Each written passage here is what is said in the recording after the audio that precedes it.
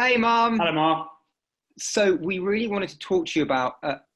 Ooh, Mum. Mum, you're on mute, so we can't. If you, Mum, click join audio. Oh my God. Yeah, no, you flipped yourself there, Mum. Whatever you just click it again. Okay, and now just hit join audio. No, you're zooming into a lamp, Mum. Mum.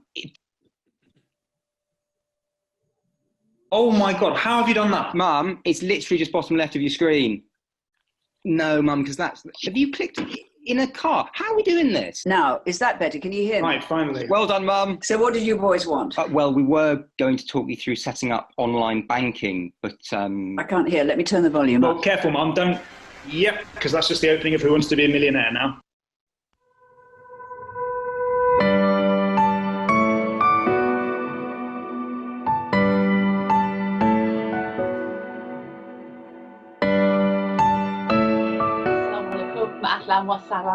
Hello and welcome to How to Own the Zoom. You've just seen how not to do it. For the next hour, we're going to be talking about how to do it, how to make things work, how to recover when things go wrong, and we have a wonderful panel. My name is Julia Wheeler, and I'm really grateful for you being here, joining us for the next hour, and we're going to make that a really worthwhile investment. So to our panel. Riz Khan became famous globally when he presented the first live interactive talk show, Q&A with Riz Khan, on CNN. He's a journalist, an author, a public speaker, and in total he estimates he's conducted more than 10,000 interviews. Fahad Ali is more normally found behind the scenes, more precisely behind the screens at the moment, rather than in front of the webcam, as he's the founder and MD of Broomstick, an agency which advises clients on their digital content strategy and implementation. Welcome, Fahad. Tamara Clarke is an author and former software developer. Her Twitter bio describes her as Queen of the UAE tech scene. She writes features for Abu Dhabi World and is the technology columnist for Entrepreneur Middle East magazine. She wrote the children's book, The Super Surfer, about internet safety.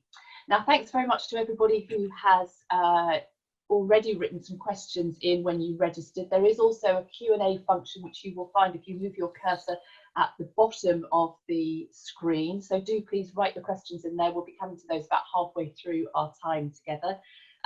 Please, it can be as basic or as advanced as you like. We're going to do our best to answer those questions. That's what this is all about. So let's begin by talking about the anatomy of a Zoom or a Teams or a webinar, if we're going to use the generic term. And also, Tamara, about what stays the same from being in the room to in the Zoom. Now, I think one of the things that has to stay the same is that you really need an objective. Absolutely, I would agree. Having a virtual meeting just means that you have an additional environment to manage in addition to your physical environment. So it is important to establish clear goals for the meeting and also clear ground rules for how you want your participants to engage. So let's talk a little bit about the content then, because the content will be dictated by your objective.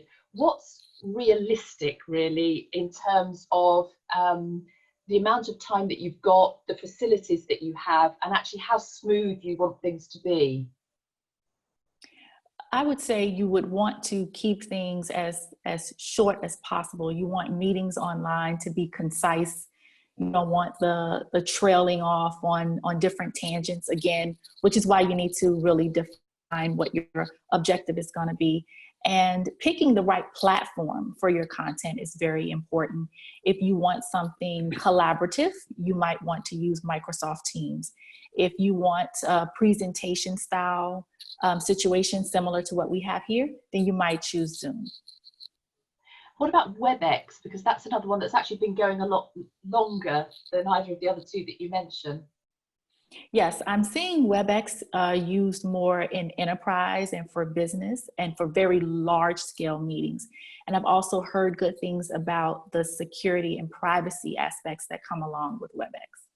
interestingly, I interviewed the head of GCHQ quite recently in a festival situation, and they stuck with WebEx. So I don't know whether that's from the sort of security point of view. They were keen on that. But Zoom has become the verb, hasn't it? Yes, it is the thing we are actually doing when we're having virtual meetings. We're Zooming now. Yeah. So Fahad, let me bring you in, if I may. When clients come to speak to you, what do you advise them in terms of those platforms? Thank you.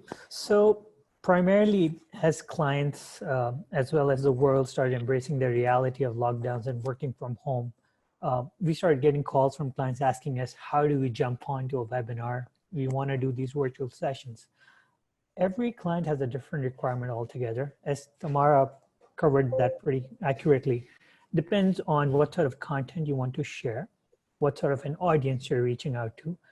And I'm a big fan of the analytics. So whenever we are recommending webinars to clients, they need to gel in and sync in well with their digital strategy on their social media campaigns and on their digital advertising. And a lot of those are driven by great analytics. So we also recommend platforms. Zoom's a great example where you can literally integrate your digital advertising campaigns and track the audience as well. So it's a mix and match. If it's just broadcasting content, so we recommend a platform which is easy to stream and add graphics on. If it's very mass audience, but very easy to use, then we probably recommend Zoom. I don't want to obviously put out a brand and, you know, recommend any platform. We're not getting paid for that. So, and they're not sponsors. Then obviously we've got Teams, which is more collaborative. It's a choice between how well you want the initiative, the virtual initiative, to gel in with your campaign, and what sort of interaction content you have in that space. So in terms of the analytics, give us a flavor of what you can actually tell, because it really goes down into some detail, doesn't it, in terms of participants, where they came from, how long they were there, that sort of thing. Great. So Zoom per se has a lot of in-depth analytics. So you can literally pull out where are the people dialing in from, what device they're using, how long were they in the session for, what IPs they were dialed in from, which is a question mark and has been questioned a number of times. And then also the fact as to whether they were in the session throughout or they dropped out and logged back in. And best of all, which is a function which I really like, is the fact that you can integrate your Facebook pixels within your webinar invites. So you can literally track how many people have come in from that Facebook ad that you placed in, or the Google display ad that was displayed with as part of your programmatic advertising campaign. So that's much easier and more quantitative when it comes to tracking ROI. Absolutely terrifying, I have to say, from a punter's point of view. Let's bring up, Riz, I'm going to come to you with a question, but in the meantime, let's just bring up that first poll that we have, which everybody might like to join in on. And our first question is, which is your favourite platform? So do pick one of those and submit it. Which is your favourite platform? Zoom, Microsoft Teams, House Party, or Cisco WebEx?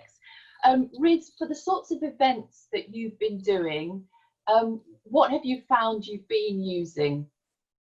Hi, everyone. Well, it was interesting because Zoom, has worked quite well. And I did one Microsoft Teams meeting because the person said their company didn't allow them to use any other platform, I guess for maybe again for security, and Zoom had its security issues. They're trying to resolve that, I think, or they have partly resolved it.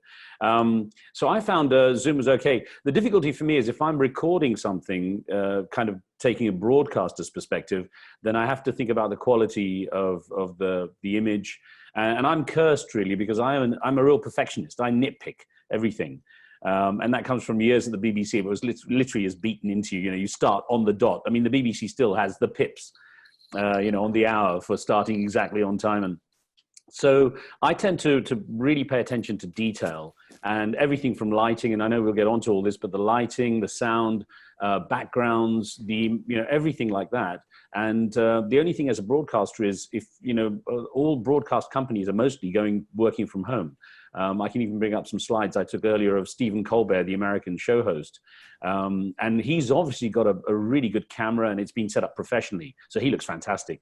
But he's talking to Jon Stewart, the former host of the Late Show. And the quality is not good there. And I'm surprised even some of the broadcasters don't pay attention to that Let's get the results of that poll, if we may, please. Let's see who likes what. Okay, so Zoom is up there with more than 2/3. Microsoft Teams second. House Party, everyone's gone right off that. They had very bad press at the beginning, but perhaps if we had a different demographic, which we will possibly be able to see from the analytics at the end, Fahad, then House Party might have been a little further up there. I think that's quite a team thing, certainly in this house. So Fahad, let me come back to you.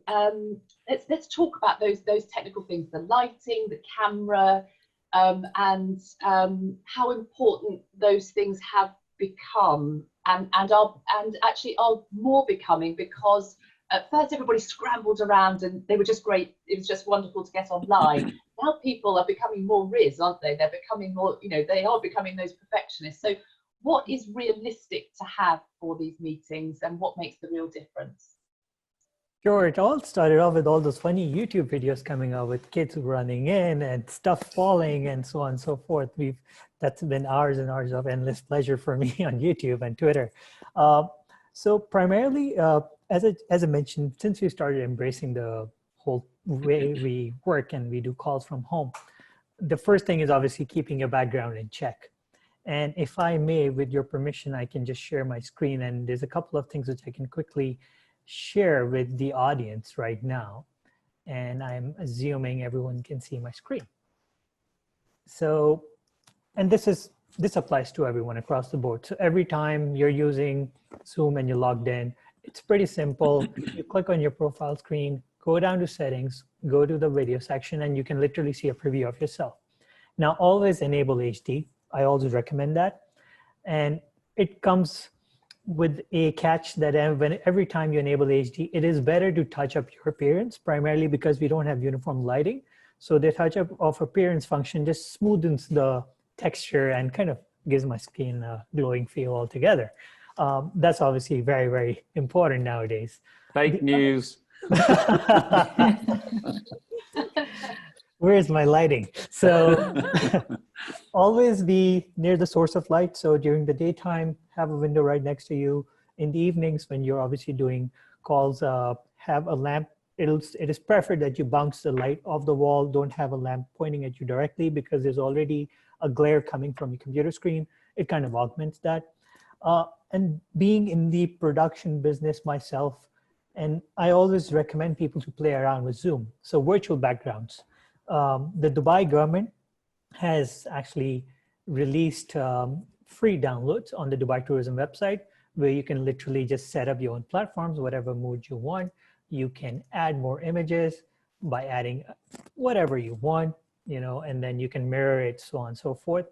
I'm a big fan of playing around with Zoom a bit more. So where we can just go crazy, we can just make videos, have them as backgrounds, have myself come in and see what I'm up to, give myself some space and personal space as well. We have to practice social distancing, so on. So these are the, the quick tips. I'd always recommend: be next to a window, have the window facing you, or have at least 70% of the light coming in. Don't have a lamp shining at you directly. Always have HD switched on, checked, and touch up your appearance. It'll just make you look good. Julia, could I chip in just briefly on that? Please do. Because I do have lamps directly on me. Again, I'm a nitpicker, so I'm gonna just, and Fahad's a good friend, so I can say this with pure intent. With the window behind you there, Fahad, for example, when you're moving, it's affecting the aperture, the response of the camera. The aperture is obviously adjusting to whatever extent, and so the shade and dark, so the background changes. So for me, the position of a window is very important. If it's behind, I mean, if you sit back, Fahad, just quickly, and then lean forward again. You see how the lighting adjusts. Now suddenly that window is. So for me, that's one of those things. The position of a window is very, very important. Depending on the length of the meeting and the time of day, the light may change. I've had it where I've had someone have a window in front, and it was sunset, so they went into darkness. And I had this, again, very like me, a nitpicky cameraman at the BBC who started in film. And whenever I did my piece to camera, standing in front of the camera as a reporter, he made me stand. The first time I remember, he said, "Go and stand by that dark bush." And I said, "Why do I stand in front of a bush? There's all this great background." He said, "No, it's very bright today, very sunny." And if you stand with the light background behind you, you'll become silhouetted. So for someone with, darker skin like myself, having a darker background actually allows the aperture to open up without overexposing the background. These are kind of little, broadcasting things. But for me, as I say, I'm a nitpicker. Why doesn't everyone want to look their best, even on Zoom? Absolutely. If only we had that touch up my appearance in real life. I'll get on to makeup later. Yes, we're going to come on to that. So Tamara, let me bring you back in. Let's talk about the physical environment, because I know that I think that you'll mind me saying that you have children at home who are, homeschooling Yes. and coming and going. How do you set the ground rules for that physical environment?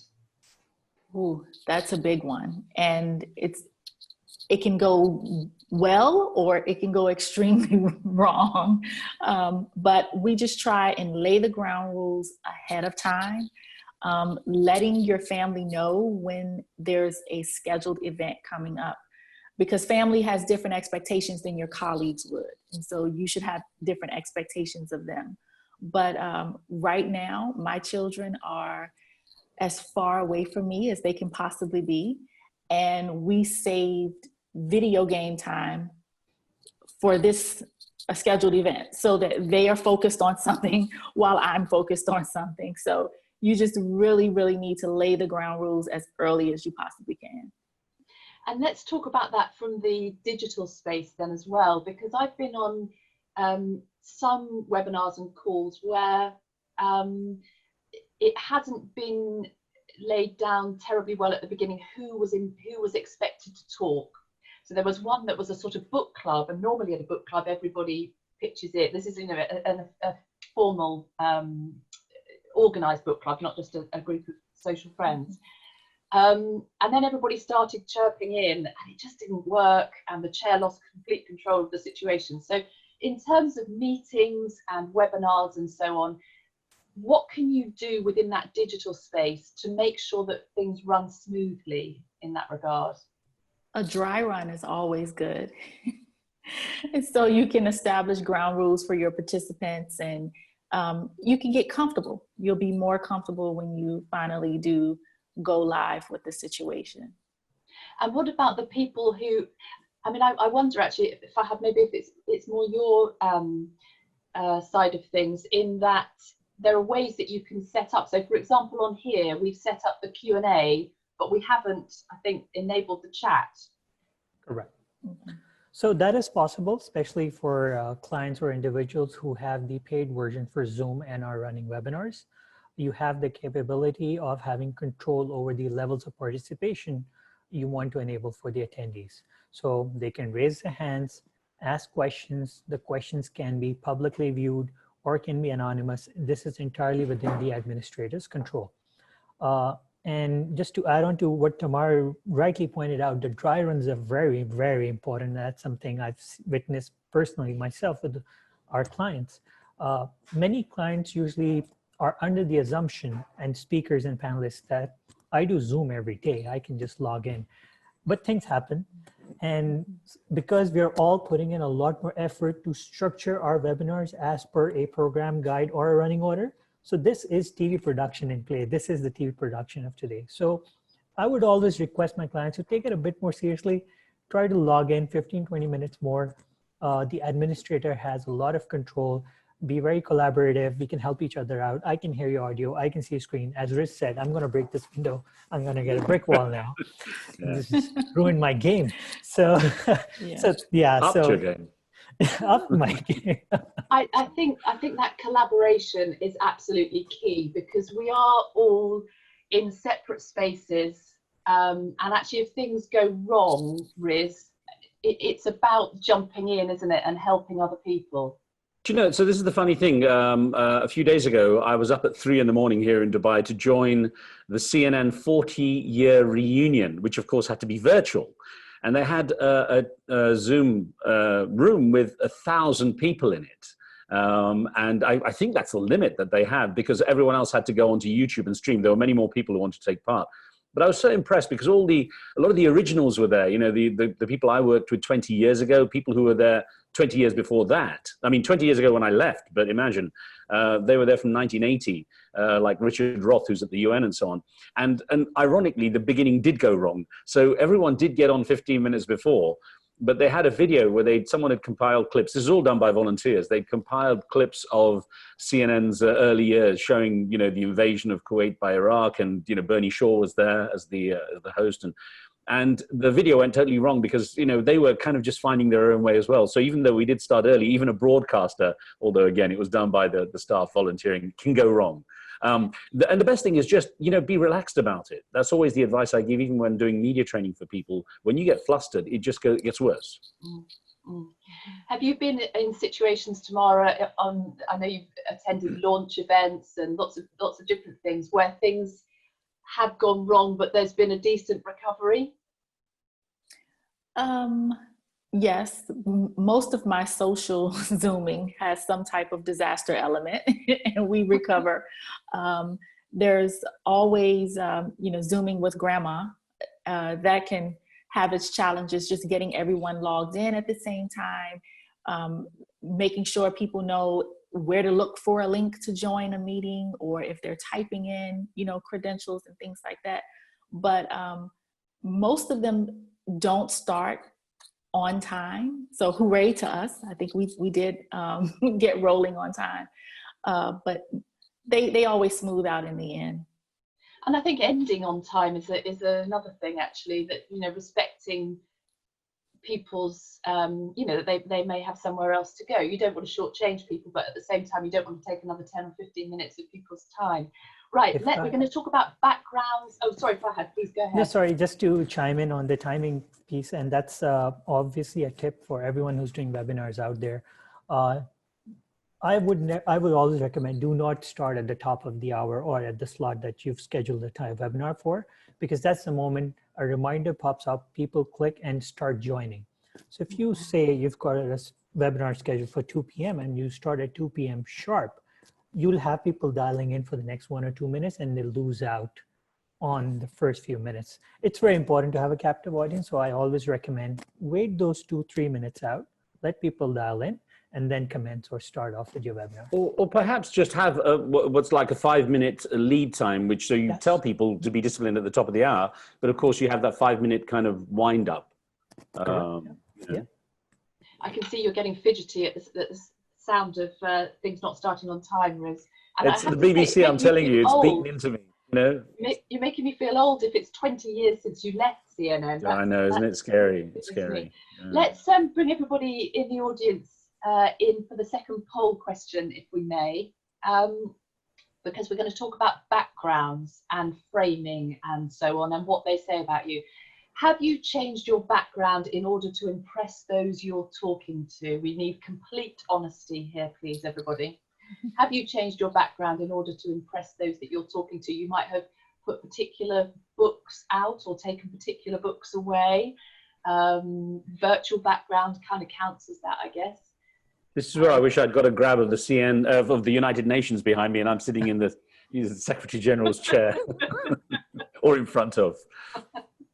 And I wonder whether we can get the results for that, please, straight away. Oh, okay. So 54% of us are actually authentic rather than trying to impress people. Like that. That's good. Tamara, you've got a very plain background. What's your thinking there?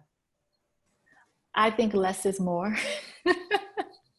I prefer a plain background or a neutral color. I think that it keeps the focus on me. So yeah, I prefer neutrality. Nitpicky me would say, Tamara, if you had a darker background, or if you put up something that was darker behind you, it would be not. It would lift you out more, and your appearance would improve. That would be my suggestion. Okay. The reason I look like an Indian guru is because I had to cover a very kind of interesting mirror design I have behind me, which was catching the lights, because I have kind of these ring lights and stuff up. And it looked too blingy, but also a couple of times I got caught out doing it in my underwear and standing up, and the reflection had people saying, "Oh, you're in your underwear." So, yes. Well, I have picked up tips since we've been on this call, actually, because I think that Riz would take umbrage to my window placement. My window is not serving me well right now. Yeah. So let's, Fahad, talk about the framing then, because what we've been quite conscious of doing is all being the same size in the frame. And I think there are issues, aren't there? Some people are really close up like this and some people are, you know, way back over there. So just talk us through the sort of psychology and thinking behind that. Sure. So because the virtual webinar is a replacement in these days of the face-to-face interaction, people tend to lean in because they're trying to focus on something. That really doesn't help. Primarily because, yes, right now, I will stand out amongst the other three screens and it gets a bit irritating for some people, especially when you're viewing it on a device. I always recommend that we do a mid-torso frame like the one I have right now, have enough headspace, primarily because people tend to move a little bit when they're talking. It gives enough space. Secondly, at times in post-production, and I'm going to speak from an agency's perspective, we want to do lower third name bands, or I want to do a logo on the top right or top left. If I have such a big face in there, I'll have a band on the nose somewhere here, and I've seen that, and I do that every day. So we always recommend have a nice clean profile. If you do have the tendency of moving and fidgeting, always give yourself enough headspace and room on the right and left so that you don't cut off. I'm a big fan of natural backgrounds. This is my office, by the way. When you spend 10 to 12-hour days, work hours in the office, you tend to make it a bit more homely. I got a couch and told everyone in the office to be quiet right now. But that's how it is. It's a reflection of you as a personality. Like I said, the way you dress, the way you have the environment around you. I would strongly encourage people whenever, especially public speaking on webinars, to put in an effort on the background. They should, it's a direct reflection of them. If I could chip in, please, Julia, just quickly on this, the framing aspect. When we were working, with TV framing, there's a particular way to do it, and people are trained professionally to do that. The leaning forward, ironically, is one thing. Is when I was training newsreaders and anchors, I would say you can't move up and down. We don't naturally move like this, so you need the headroom, but you need to make sure you're not constantly banging it, and you don't tend to move too much side to side. So the only way to emphasize is to lean forward, and it doesn't mean a lot. I would just lean on my elbows when I was emphasizing something. And Fahad's right, you don't want to get too close to the camera. It distorts your face. We're already stuck with a camera quite close up, and that does create what's called like a bend in the face, and so we change our shape. But then the other thing to notice, I would also do with media training, is tell people, watch your hands, because they come in front of the camera and look how huge my hands look. So people, when they start talking with their hands, can become quite scary. So again, and I use my hands, so I tend to try to keep them close to me rather than putting them in front. But then if you're wearing a microphone, don't keep hitting it. Yeah, you do just have to be so much more conscious. Let's stay on that idea of TV, Riz, because a lot of what we're talking about today has moved from the room to the Zoom. So it might be town hall meetings, it might be meetings with your team, whatever. It strikes me that there's a different sort of energy that's required. And I wonder whether that's actually more TV energy than live stage energy. Well, that's a really good point, Julia. The thing is that, again, when doing training, I say to people, a screen robs a certain percentage of a person's personality. So if someone in real life, with, the way they look you in the eye, the way they move around, the way they interact, body proximity, these things, if say a person is on a scale of 1 to 10 is an 8, well, on screen, they're going to lose, say, 2 points. They would be a 6. So a person has to be a little over-emphatic on screen to come across with their personality, if you like. And I had a big difference going from the BBC to CNN when I left BBC World Service to move over to CNN, because I came from a very the BBC style was very sedate. It still is to some degree, but I came and would record a promo, and they'd say, Riz, could you record this promo? I'd say, well, the reason we do things on CNN is blah, blah, blah. And then I'd watch some of the American anchors doing this, and they'd be talking like this, and I'd be like wondering, why are they shouting at the camera? When it came down to the recording, I looked like I was, like completely mute and talking like this, and they came across as normal, or a little bit more energetic at least. So there needs to be, people shouldn't be scared to speak out loudly, be emphatic and everything else, and try and get the character, but of course not overdoing it. It's not meant to be fake, but just be aware that the camera steals a certain percentage of your personality. Tamara, have you found that you've had to zhuzh yourself up before you've gone on to some of these meetings? You've had to So you've got to get the energy going, whereas you wouldn't normally in your home environment. Right. Back to what Riz was saying, you do have to give it a little more on camera so that your personality and what you're thinking and feeling can come through, can shine through on the screen. So yes, I agree with that. And in terms of zhuzhing yourself up, I think that we all are living by the rule, professional on the top, party on the bottom. So when you're preparing yourself, you know, you're at home, so you may as well take advantage of being comfortable, but also, you know, be presentable, the parts of you that we'll be seeing at least. Yeah. But I think I have to say, as Riz was saying, you can get caught out if you're not actually presentable to it. And I find that actually if I wear shoes, then I sort of feel like I'm tricking all myself together. Actually. Yeah. Tamara, let's continue with you if I may. In terms of body language, that's the other thing that's taken away on the screen, isn't there? There's something going on in our brains, as well as the fact that we can't actually see so much of each other. So it's very difficult to pick up on those nuances, if you like. Yes, it can be difficult to show warmth or, you know, empathy and those types of feelings. One thing that I've appreciated on calls is using names. If participants, you know, actually have their names on the screen, that's one way to establish a warm rapport with people. I'm doing a lot of nodding. When I hear things that I agree with, that's also a good visual that you can give to pull people in. There's a question actually that's come in on the registration which relates to that. Jacqueline Jacob has asked, I'm interested in a technique in making people who look isolated feel included without calling them out. Tamara, that's probably one for you because I think that's more from a meeting point of view. Let's see what you think first. So yeah, how do you bring people in if they're sort of feeling that they're a little reticent? Without calling them out, I would invite them into the conversation, again, using their name. If it's someone that you know, finding a point of commonality or a point of interest that might ease them into the conversation is always good. I can chip in on this actually, Julia, because a lot of the time doing live events, if I was doing moderating conferences, often the panel, and you know, it's horrible when there's a panel of 6 people. I always think that's a mistake. You know, it's better to have smaller panels because while one person talks, the other sits silent. So while 5 people are talking, you know, while one person is talking, the other 5 are silent for, you know, 1/6 of the time, or 5/6 of the time rather. So anyway, what I was getting at was that sometimes people are placed into a meeting who don't have, or onto a panel, for example, who don't have the direct relevance to the topic because it may be because they need to be there because of their importance or whatever. So often having background on the people, or I mean, this is different from the meetings over at the office where you know people, but knowing their speciality or knowing what area they have an interest in is a way to kind of bring them into say, well, of course, you know about so-and-so and so-and-so. What do you think of, and trying to connect it obviously to the theme, but that's the biggest challenge actually. Yeah, Fahad, what do you say to clients in terms of the room on the Zoom?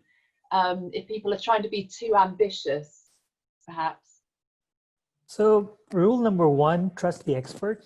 That always helps. If you've contracted us to help you out for advice, trust our advice. We're not trying to get out of a sticky situation. The other thing is use as many audio-visual cues as you can or content. Don't just keep a webinar or a session just all about people on the camera and talking. It tends to get boring.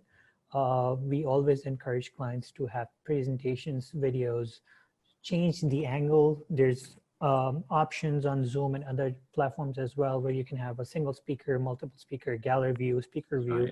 That kind of makes it a bit more interesting because you tend to get fatigued. And then after a while, just watching a session for more than 15-20 minutes, you tend to lose interest because we're ultimately competing against so many other screens. We got our mobile phone, we got TVs, so we have to keep it interesting. So we always recommend to our clients to have some sort of audio-visual cues or instruments out there we can engage and humor the audience with as well at the same time. So one of the questions that's come in is how easy is it to show a video during a webinar? It's very easy. So You just go to share screen and have the video Which is at the running on, bottom. which is at the bottom. I wouldn't be able to show it because it'll only open up that preview. So it's very easy. You have the video, open it up on a QuickTime or Windows Media Player, whatever you're using. Then click on share screen and a number of windows are going to pop up. You choose the application you want to share the video from, and make sure you check on share computer sound. I'm talking about Zoom right now. So the sound of the video will be broadcast to everyone on the Zoom session, and then only the video would be running on the screen, not your entire desktop. We have to be very careful about that. There's stuff on desktops which you don't want people to know of in the right way, for that matter. Yeah, absolutely. We can share, but not too much. Tamara, have you found similarly easy on WebEx or on Microsoft Teams? Yes, especially on Teams, it's easy to have sidebar conversations. We know that a lot of times there's a little chat going on in addition to the meeting you're attending. So that's been very user-friendly for that purpose. Zoom is pretty user-friendly as well. And going back to what Fahad said about including a nice mix of multimedia in your presentations, it really does help with engagement. I attended a virtual launch event that was done by Acer, and they normally hold a global conference in New York, and they have the backdrop of glitzy New York City.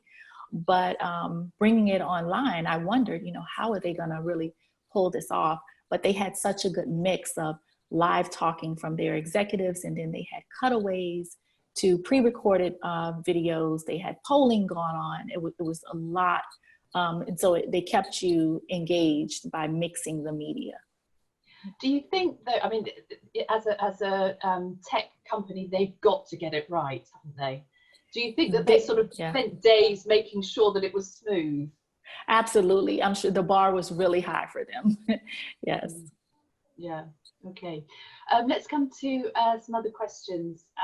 So Manuela asks, I'm interested in the technicalities, how to put music on and other tricks that could enhance a Zoom experience. Fahad.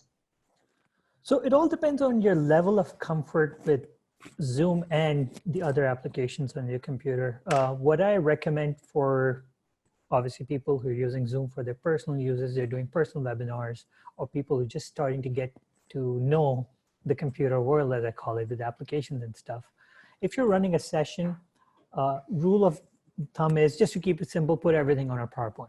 It just makes it a lot easier for you to manage content. Opening up multiple windows is just really difficult to navigate through, especially during a session. So have a PowerPoint running, embed all the files in there, and just click on share screen and share that PowerPoint. You can manually trigger everything. It just stays simple and it'll be a lot easier. If, however, you really want to run music separately, like I said, you open up the application on which you're running the track on, whether it's iTunes, QuickTime, Windows Media Player, whatever it is, and then you click on share screen, and then you can click on share computer sound, and whatever sound is running off your computer is running on the Zoom session at the same time. You need to ensure that the volume is down, otherwise no one can hear the speakers. You'll just hear the track. Okay.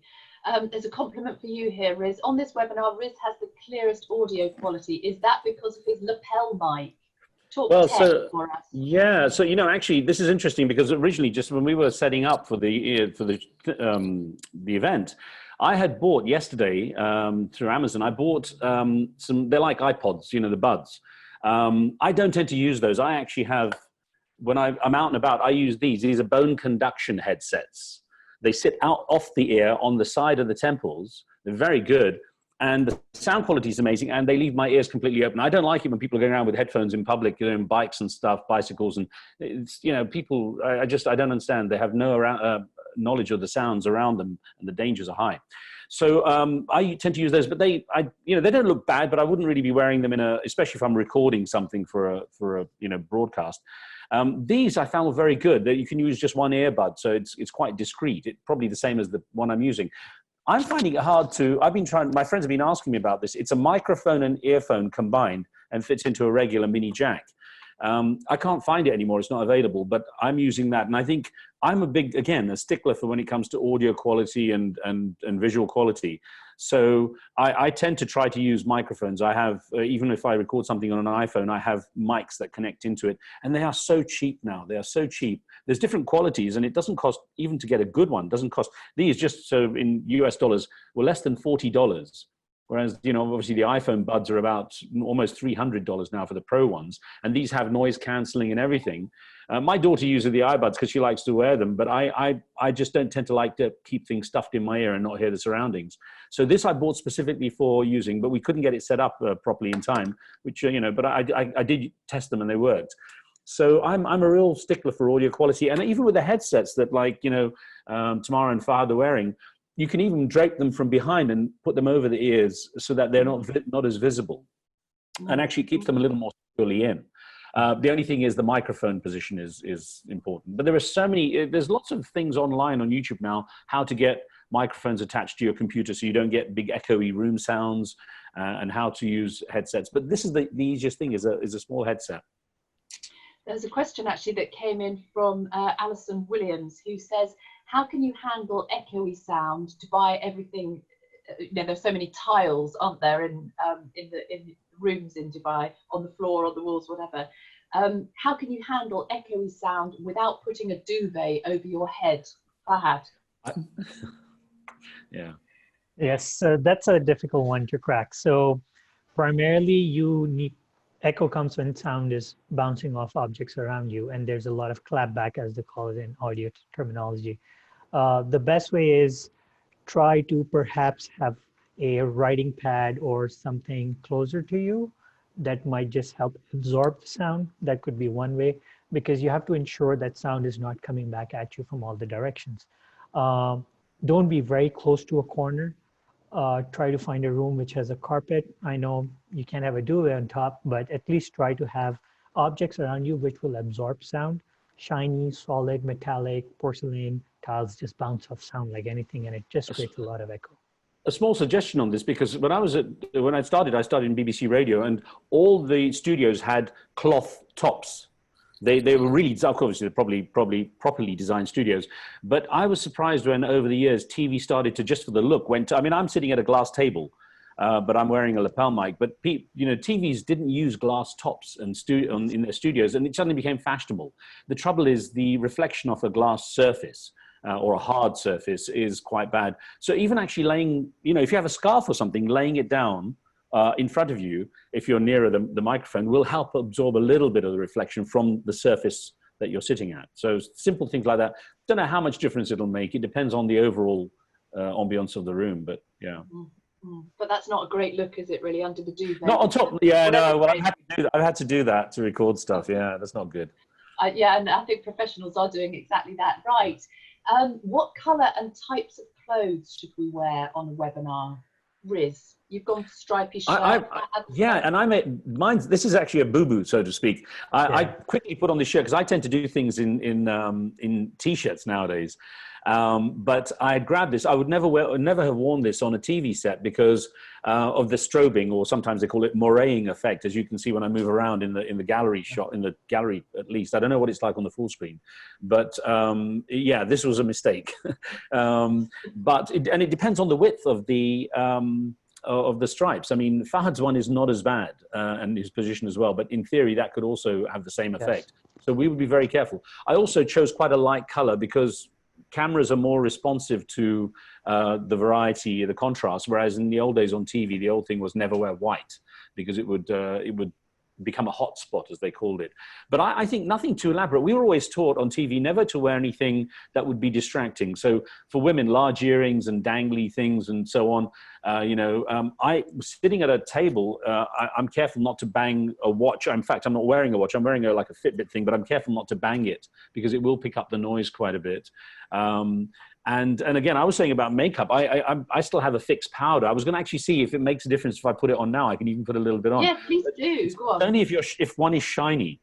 I was lucky I had makeup teams in TV, but let's say, and I'm looking at myself in the small picture, but it might just take off these hot spots because I have quite shiny skin.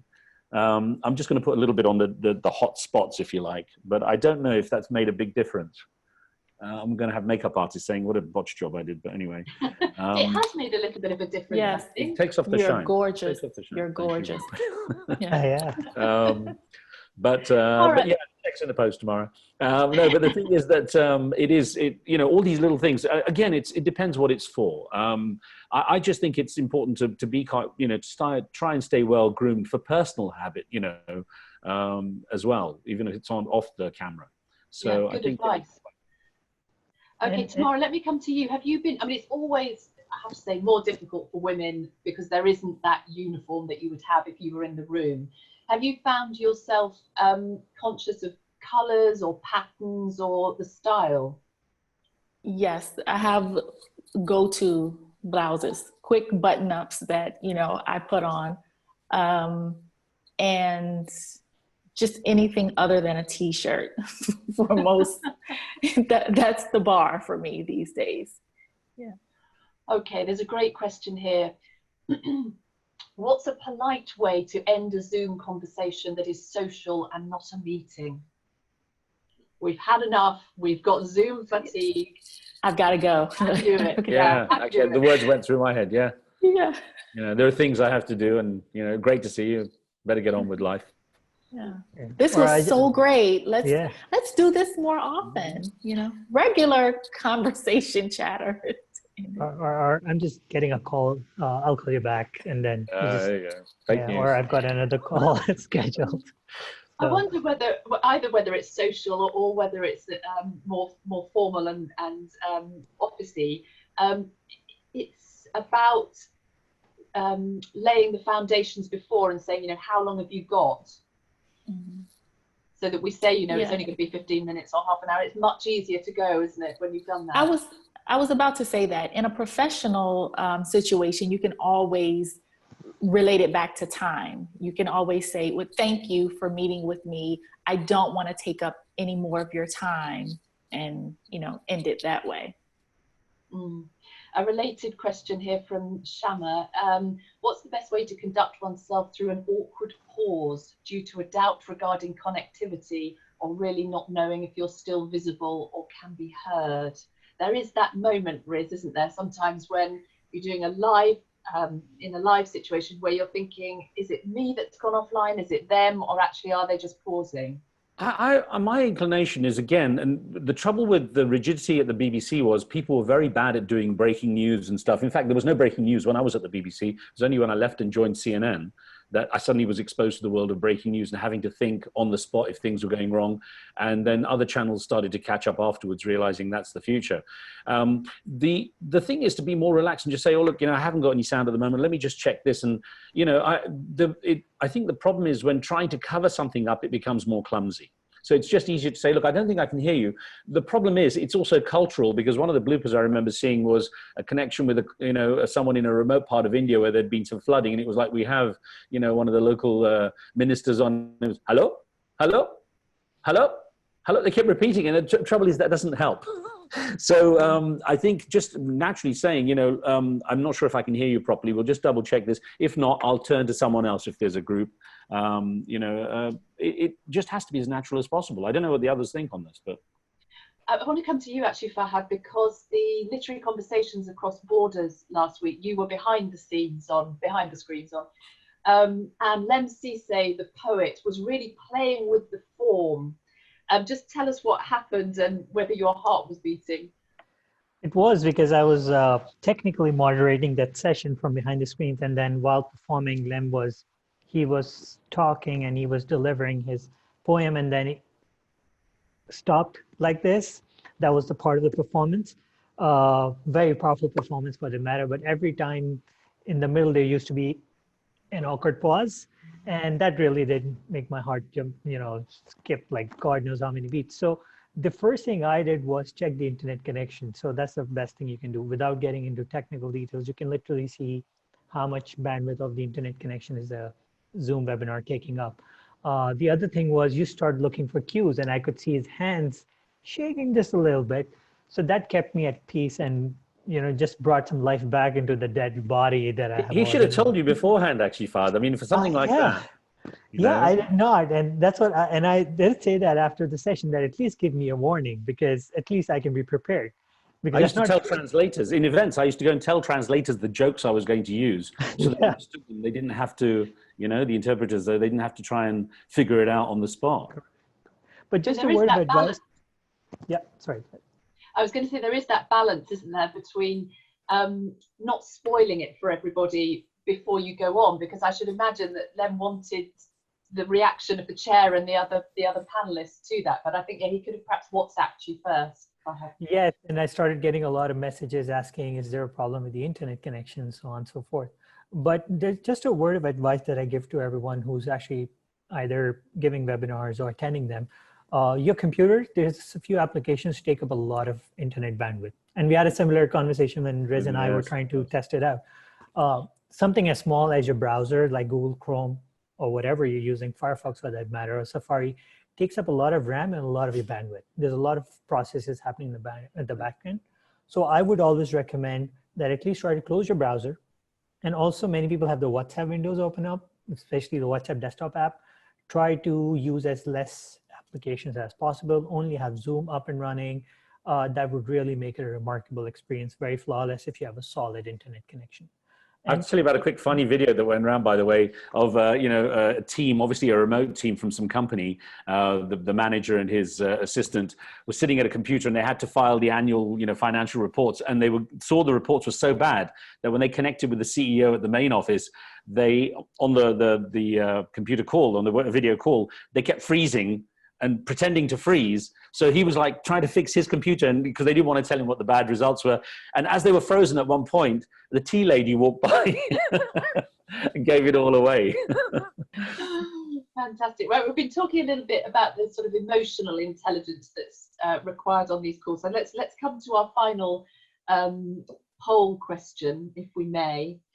And that is, have you found yourself showing more vulnerability or sharing more of your feelings on screen compared to face-to-face meetings? Have you found yourself showing more vulnerability or sharing more of your feelings on screen compared to face-to-face meetings? And we've asked that because you are in your home environment, aren't you? And so it is your place. You're not out there in front of the room. And I wonder, Riz, either people that you've been interviewing or perhaps yourself, have you found that you've let your guard down, if you like?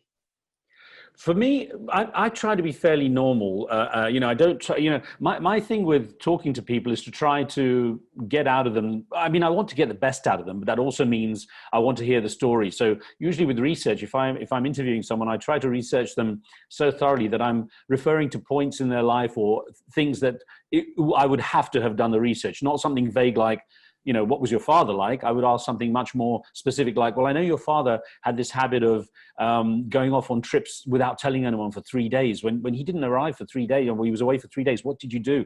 These kind of things are actually much more about the person, and therefore it's not about vulnerability in this case. It's more about sort of connectivity, my connecting with them and wanting to know their story. Vulnerability, I think, face-to-face, obviously there's got to be a different interaction. But I think if the conversation's engaging enough, people they try, they are as normal as possible. I think they soon forget. Because we did this with phone calls. I mean, people were pretty, candid on phone calls, and now we can see people. We've gone to another level. It's not quite there as in, face-to-face, but it is. But, the other thing is interesting is, eye line is an important thing. I make a point when I'm talking to the camera of talking to the camera. Now, when someone else is talking, I may watch the video of them a little bit just to take that in. But the tendency is people tend to want to watch themselves, and suddenly they're not really talking to the camera. And it's less connected then. And it's even worse if it's on a mobile device. I had someone do a Zoom call with me, and they're on the mobile, and they were looking this way, because they're looking at themselves and the camera's over here. And I had to say, go and look at the camera, and that's where the connectivity can come. That's a really good point, because I find that when I'm introducing and rounding things off, I do talk to that webcam lens. But actually, even for somebody from a TV background, looking down the barrel of that, it doesn't give you much back, does it? Yeah, that's true. That's true. Yeah. No, and that's the issue. Sorry. Yeah, let's get the results up, if we may, of that final poll about vulnerability. So 27% of people have found themselves being more vulnerable. Okay, so not so many. Perhaps we're all just terribly authentic. Anyway, right, let's come to some more questions. Sorry, Julia, on that, you see, the thing is that it depends on the nature of the conversation, but face to face with someone, you know, if one is tactile and, you know, touches an arm, or, I mean, when I'm talking to people, I will often be quite tactile with them. I'll put a hand on a shoulder or something. There's a different kind of connectivity, and there's more likely to be, if you want to call it vulnerability, more connectivity and vulnerability when there is that tactility as well. So I think it's hard to say it would be on screen. Okay, last few minutes for questions. If you've got a question, then do please pop it in the Q&A down at the bottom now. How do you deal with people not being comfortable on having the video on during Zoom meetings? Tamara, have you had that where you've had to request, you know, you want to see people just to liven up the atmosphere or bring people in? Yes, I have encountered that. And I think everyone has to be comfortable. You know, that's when you're going to get the best out of people. That's when you're going to get the best dialogue and exchange of information. So I can deal with just seeing, you know, someone's initial on the screen. That's really something, that's a personal choice. And some people are uncomfortable with it. One of my sons is very uncomfortable being on camera, and the other one wants a live Zoom class every week. So I have to play to his strengths and what his comfort level is. So I'm not too bothered by it, and I try and be respectful of people's personal choice. And there is actually a way of, as Fahad was talking about earlier, just down to the right of the stop video at the bottom left of your screens, there's a little arrow that points up. And if you have a play in there, then you can actually put a photograph of yourself up and have a bit of fun with that. That would be the best thing. Yeah. So at least people aren't just looking at your name.